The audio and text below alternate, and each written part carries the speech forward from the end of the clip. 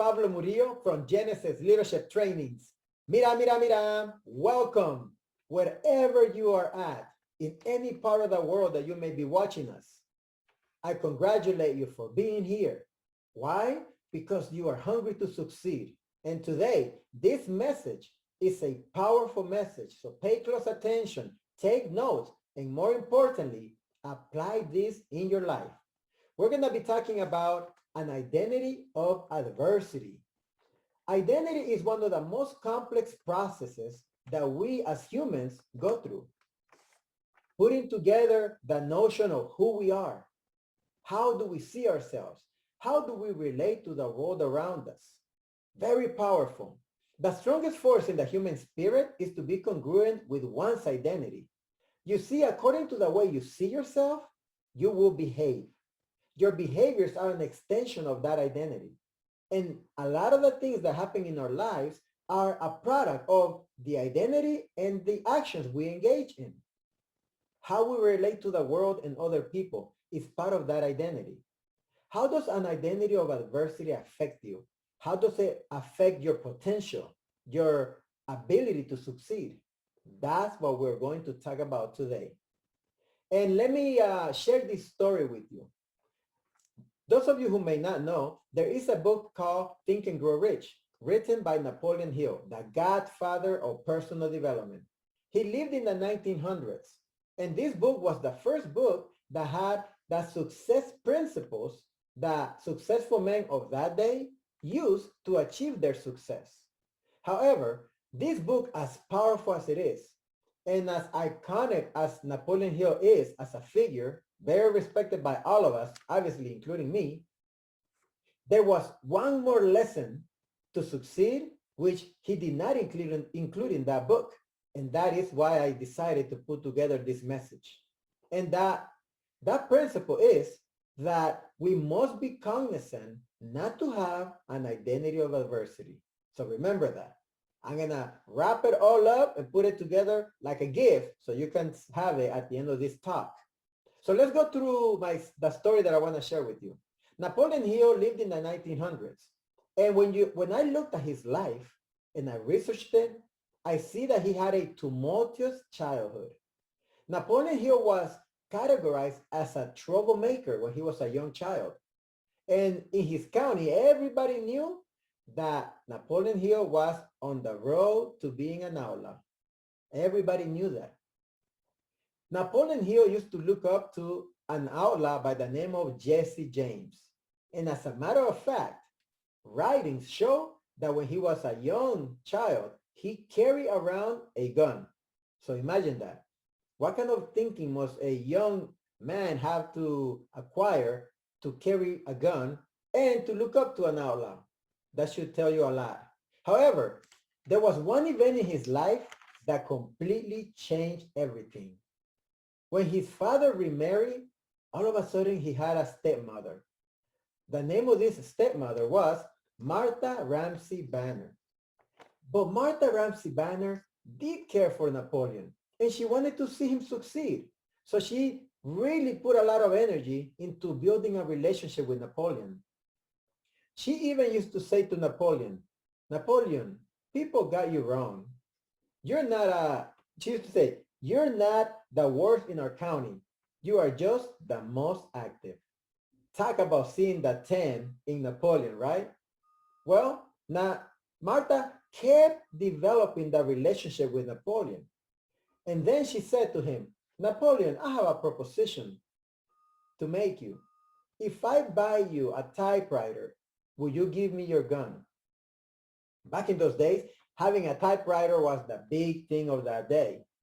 Being able to write with a machine quickly, everybody wanted to have one. Napoleon couldn't resist the offer. So she said, you got a deal.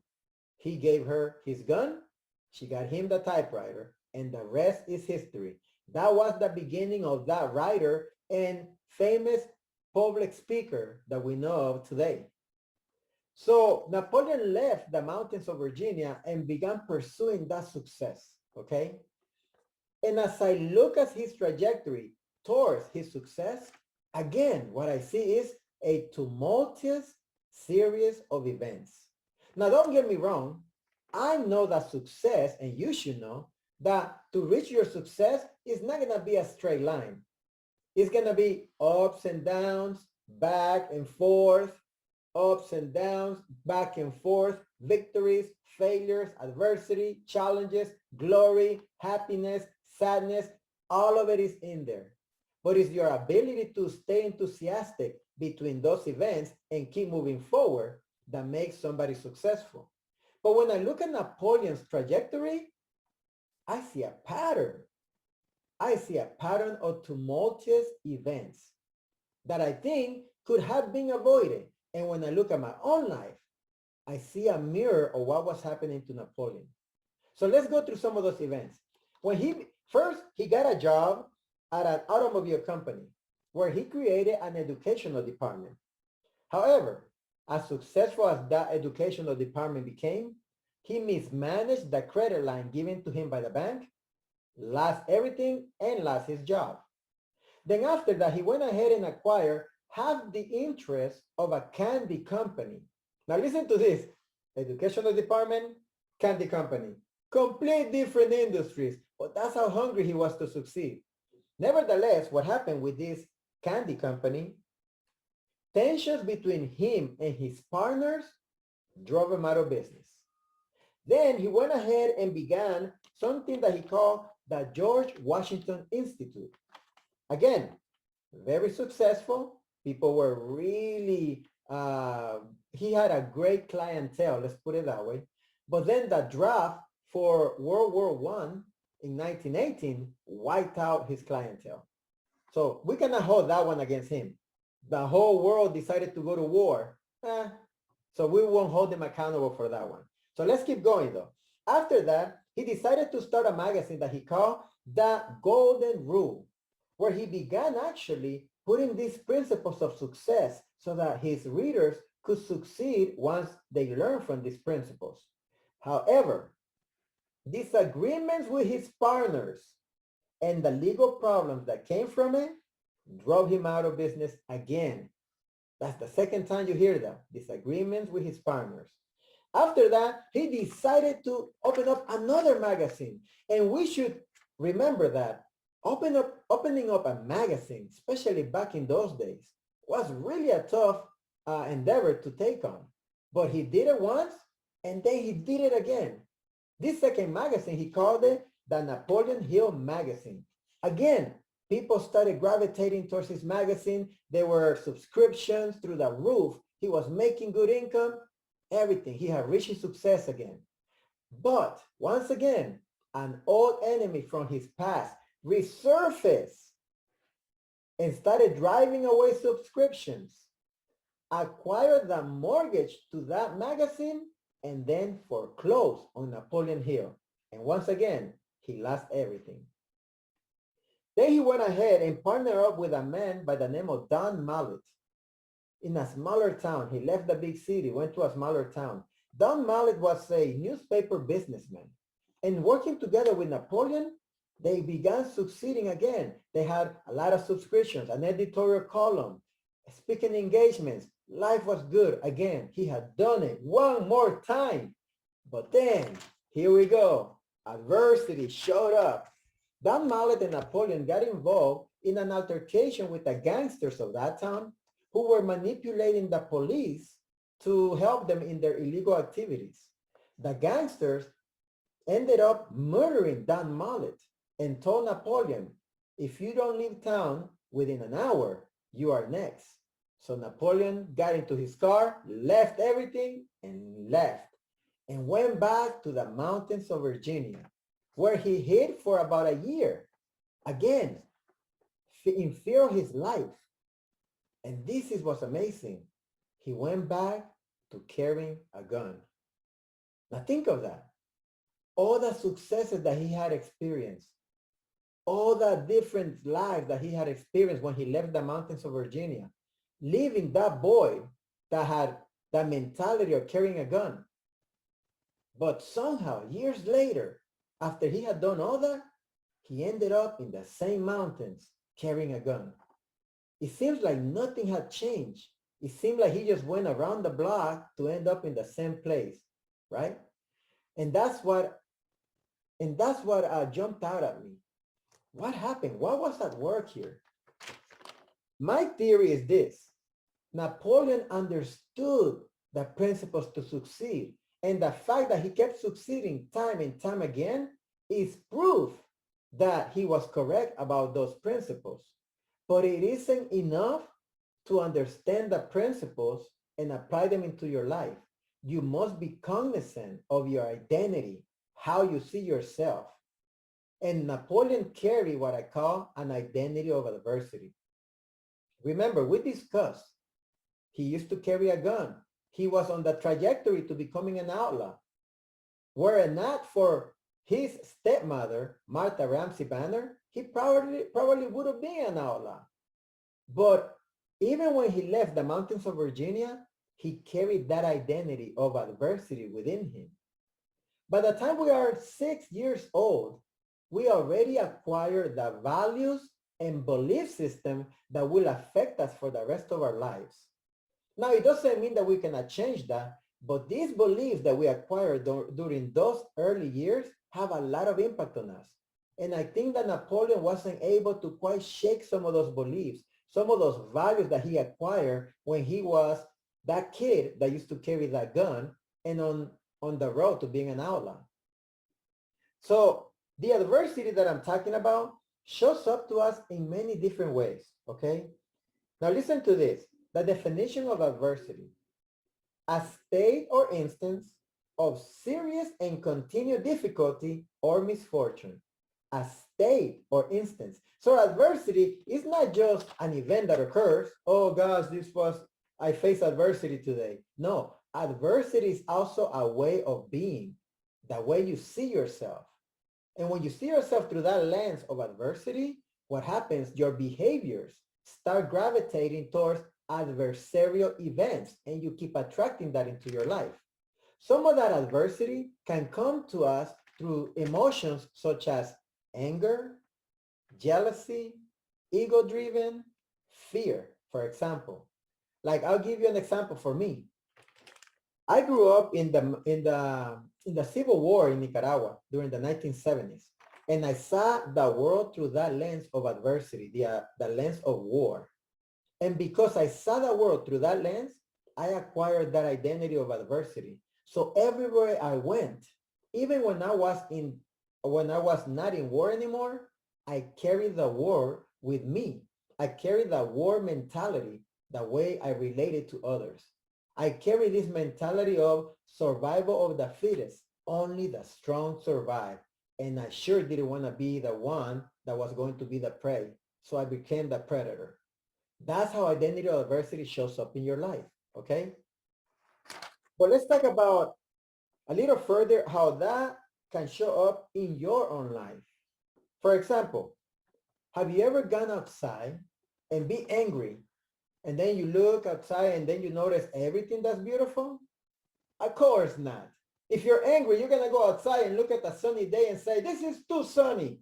If you're angry, you're going to go outside and watch a rainy day and say, this is too rainy. No matter what, you will only notice things that are in the frequency of that anger.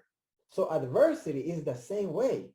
When you acquire an identity of adversity, it's a way of looking at the world through that bleak vision, that lens that only identifies things that are difficult, things that are in frequency with the adversity that you carry inside. I hope that makes sense. So think about what events in your life have you had where you have actually acted in that way. An identity of adversity can show up, for example, if we are fighting against an injustice in society. Maybe we're fighting against racism. Maybe we're fighting against sexism, which is great things to do. But if we constantly look at the world through that lens only, everywhere we go, that's all we are going to see. Even when you see somebody who may support your cause, you will not even see that because you're only looking for people who are violating the social cause that you're fighting for. And when you acquire an identity of adversity, there is a difference between fighting in the struggle to make the world better and becoming that struggle. That's when identity of adversity starts taking hold of you. If you have an attitude of an eye for an eye, that means you have an identity of adversity. If you find yourself thinking that if he or she does this, I'm going to come back and do twice as hard, that's an identity of adversity. Now, is it easy to allow an event to occur to you and then take the high road per se or act in a peaceful way? It's not easy. I understand that. But nevertheless, when you fall into that retaliation mentality, an eye for an eye, that means you have an identity of adversity. If you carry around a chip on your shoulder, constantly just trying to find a reason to lash out on somebody, to argue with somebody, if you're angry all the time, that is an identity of adversity. All those things are a way that you have seen the world through maybe an experience that you had when you were a child and something that you keep holding on to, which has become the lens that you see the world through. And if you stay looking at that world through that lens long enough, you become that lens. That is the identity of adversity. So how do we free ourselves from the identity of adversity? You gotta realize that the experiences you had in your life, those tough experiences, do not have to define who you become. Take control of that. The experiences in the world, the negativities of the world, do not have to do anything with your intrinsic value. Separate those two. Experiences are here outside, and they do give feedback to you to learn. Internal value, who you become, is your decision. It's inside you. Do not mix those two up. I used to allow the negativities of the world to decide who I was going to become. That's why I acquired an identity of adversity. So it's so important to differentiate between those two, all right? And when you think about your own success, it's so important that you are congruent with being the change that you want to see in the world, like Gandhi said. If you think that you want the world to be more loving, then you gotta be a more loving person. If you want the world to be more just, then you gotta be a more just person. And when you fight for something that you think is a righteous cause, fight for that, but don't become that struggle. Because in becoming that struggle, that's when you acquire the anger or the negative emotions of that fight.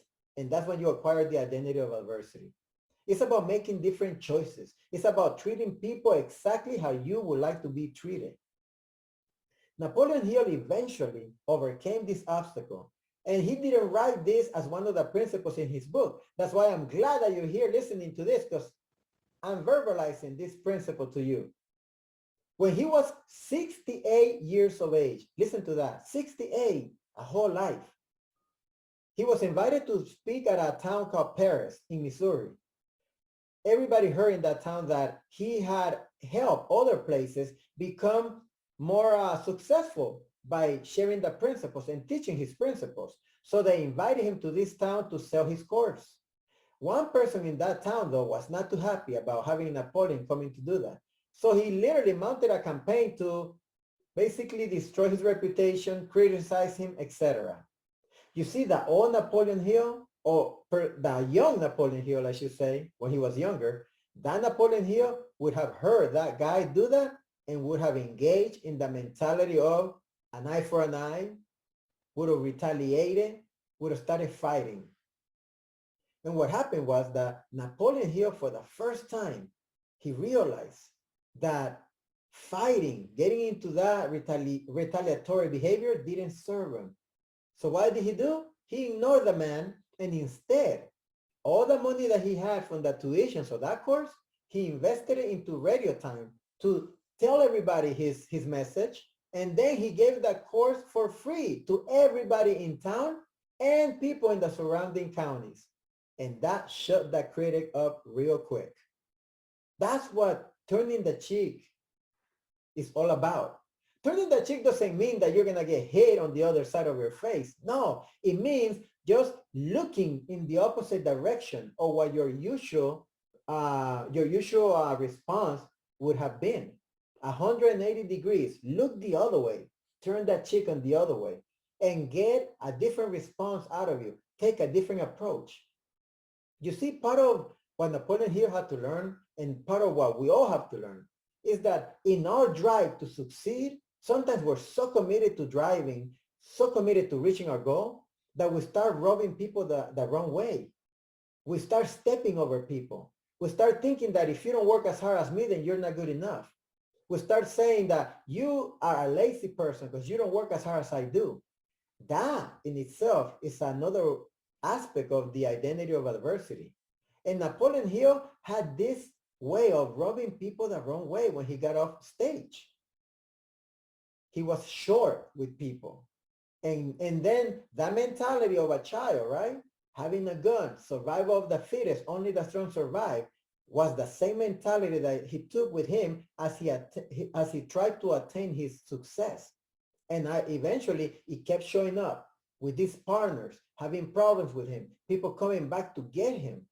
So be cognizant how you treat others. Be cognizant how you interact with other people. Being successful is not just attaining our financial goals and material goals.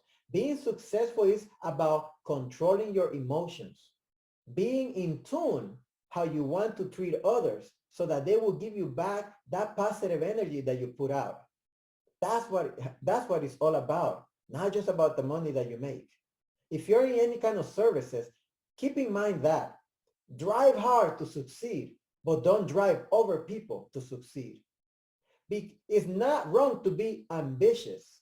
That is great to be that, but be careful not to become ambitious and treat people and mistreat others and use them as the stepping stones to reach your success. That's what being careful about having an identity of adversity is all about. And so I hope that through this message, you can analyze your own life. Notice how you react with people. Notice if there's a pattern of adversities that continue to happen in your life. Because whether you want to point a finger out to something out there or somebody, you are the reason why that keeps occurring. And it may just be that you have an identity of adversity that you must shift from, that you must shed and leave behind. The great news is that now that you are aware, you can take a look at yourself and make the changes necessary so that you will continue to succeed and help others around you to succeed with you. And remember, if you want to succeed and go fast, go by yourself. But if you want to lead, help others around you believe that they can get there too. I hope this resonates with you. Implement it into your life. See you at the top where the champions belong.